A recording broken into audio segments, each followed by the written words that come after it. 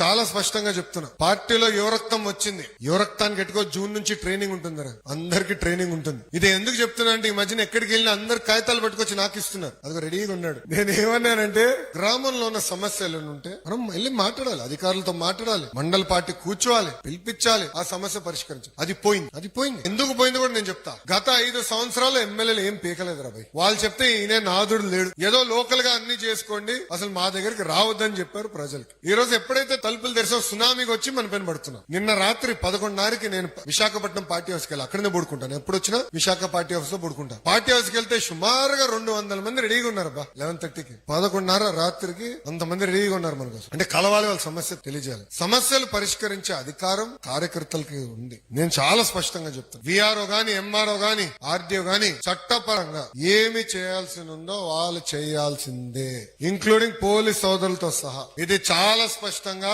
నేను ఇన్ఛార్జ్ మంత్రి గారు కూడా చెప్తాం జరిగింది. ఈ రోజు మంత్రి గారు నేను కోరతాం జరిగింది, డిస్కస్ చేశాం. అది అధికారులకి నేను చెప్తాను, ఈ సభాముఖంగా కార్యకర్తలకి, నాయకులు నేను తెలుపుతాను. తెలుగుదేశం పార్టీ కార్యకర్తలు కబ్జాదారులు కావు. మనం ఎవరిని కొట్టాం, మనం ప్రజల కోసం సేవ చేసానికి వచ్చాం. ఇప్పుడే పల్లన్న అన్నారు, విశ్వవిఖ్యాత నట సార్వభౌమ స్వర్గీయ శ్రీ నందమూరి తారక రామారావు గారి సిద్ధాంతాలు మనకున్నాయి. ఇప్పుడు కూడా ఆ సిద్ధాంతాల పరంగా మనం అందరం నడవాలి. తెలుగు వాళ్ళు ఎక్కడున్న అగ్రస్థానంలో ఉండాలనేది మన లక్ష్యం. అన్ని రాష్ట్రాల కన్నా అన్ని రంగాల్లో ఆంధ్ర రాష్ట్రం నంబర్ 1 ఉండాలి, తెలుగు వాళ్ళు నంబర్ 1 ఉండాలనేదే మన లక్ష్యం. దానికి మనందరం కష్టపడాలి, కలిసికట్టుగా పని చేయాలి.